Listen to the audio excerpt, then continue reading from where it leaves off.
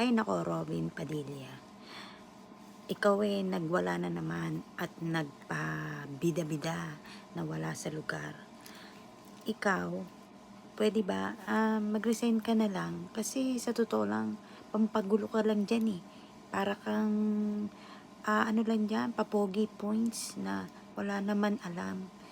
Kasi meron taong kahit hindi nag-aral pero ang mentalidad niya is malawak. At laging ang isip niya ay tungkol sa bayan, tungkol sa ikabubuti ng karamihan at hindi lang ng isang tao.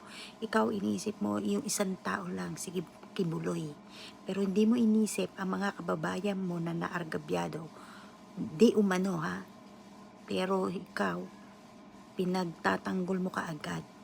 Kasi kung hindi siya guilty, haharap siya sa Senado.